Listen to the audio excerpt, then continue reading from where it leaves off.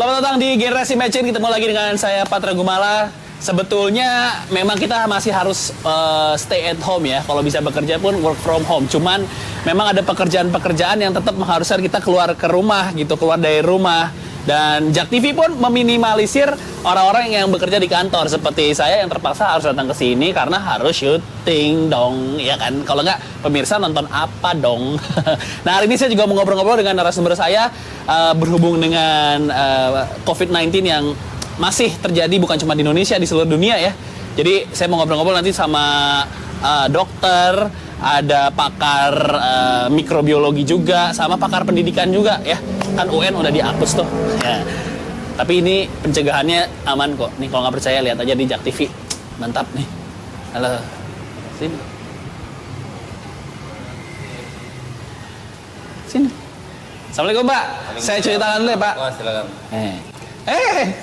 Supaya bersih cuci tangan dulu. Selanjutnya kalau tes suhu tubuh. Ya. Aman dong. 35,2.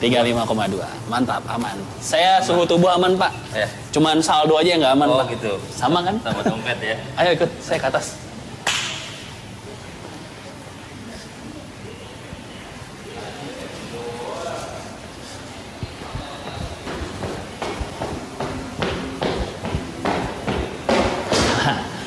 Pemirsa, saya mau video call dulu sama narasumber-narasumber saya. Tapi sebelum kita mulai episode kali ini, ada baiknya pemirsa nonton video berikut ini dulu ya.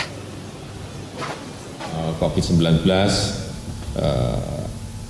sangat mengganggu proses pendidikan di tanah air dan kita juga telah melakukan kebijakan belajar dari rumah untuk mencegah penyebaran COVID-19. Situasi ini membawa dampak pada rencana ujian nasional di tahun 2020.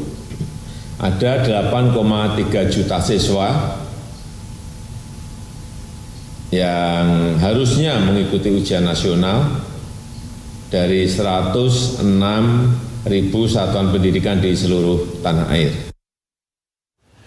Kita kembali lagi di Generasi Matching, masih bersama narasumber saya ada Mas Sugiono Saputra, peneliti mikrobiologi LIPI, dan juga ada Mas Indra Harismiaji, pengamat pendidikan. Mas Sugiono, mungkin banyak dari masyarakat Indonesia yang belum aware segitu mudahnya virus ini tersebar. Sebenarnya kalau dibilang kenapa virus ini cepat, karena virusnya gampang beradaptasi atau memang kayak flu gitu dari udara cepat mindah. Sebenarnya seberapa cepat sih virus ini menulari orang, Mas Sugiono? COVID-19 ini, virusnya SARS-CoV-2 ini memang lebih infeksius ya dibandingkan dengan jenis coronavirus yang lain. Lebih infeksius artinya bukan lebih ganas, tapi artinya lebih cepat penularannya. Gitu. Nah, ini yang harus kita waspadai bersama gitu.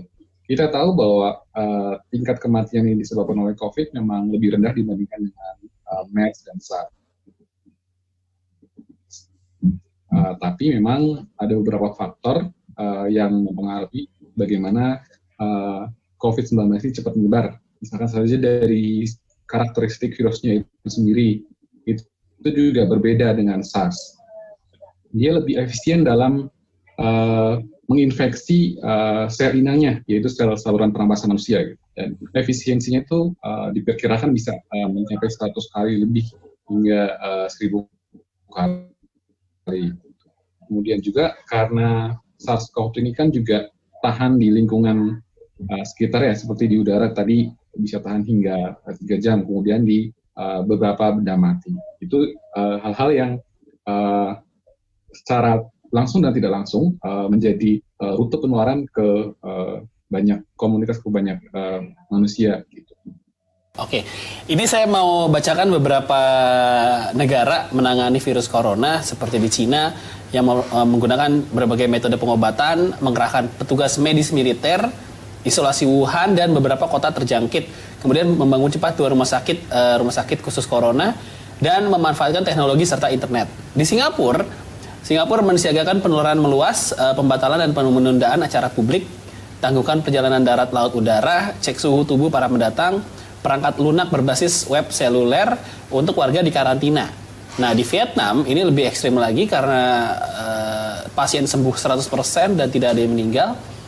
Isolasi 20 hari, wilayah terbanyak orang terinfeksi, perawatan pasien dengan tindakan suportif, prioritas pencegahan virus di lingkungan sekolah, larangan ekspor satwa liar, dan tetap meningkatkan kewaspadaan. Nah, saya mau nanya ke Mas Sugiono, untuk pencegahan penularan virus COVID-19 ini di Indonesia sejauh ini sudah cukup baik. Kalau dari skala rapot 1-10, sebaik apa nih, Mas? Ada perlu masukan lagi nggak, Mas Sugiono? Wah, kalau disuruh milih saya nggak bisa ya.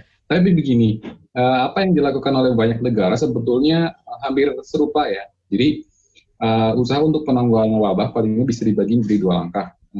Langkah pertama itu langkah farmasikal, itu pengembangan obat, vaksin, dan treatment gitu ya. Kemudian langkah yang kedua adalah langkah non farmasikal tadi ya. Upaya pencegahan memang yang istilahnya tidak ada kaitannya dengan treatment atau obat.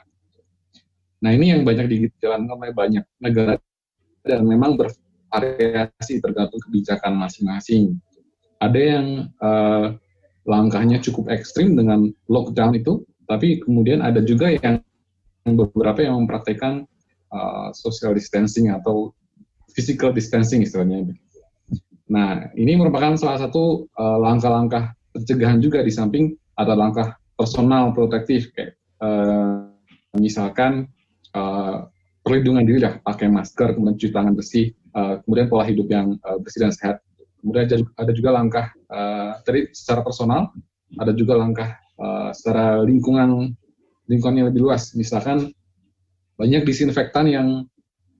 kegiatan disinfeksi yang dilakukan ya, baik itu oleh pusat ataupun pemerintah daerah di banyak tempat. Itu merupakan salah satu langkah upaya untuk meminimalisasi penyebaran COVID-19.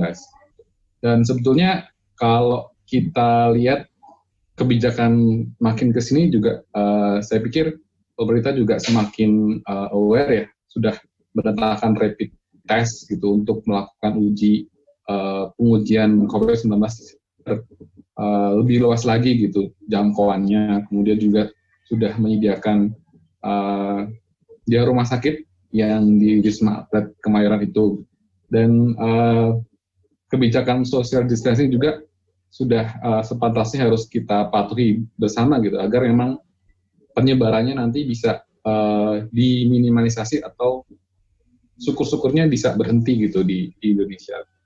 Nah, ini kemarin juga sempat ramai berita soal rapid test itu sebetulnya tidak 100% efektif untuk mengetahui pasien positif. Itu gimana sih sebenarnya, Mas? Jadi rapid test ini memang metode pengujiannya berbeda ya dengan metode yang lebih akurat, yaitu PCR, urutan PCR. Jadi memang ini sebagai complementary test atau juga sebagai tes awal untuk menjaring.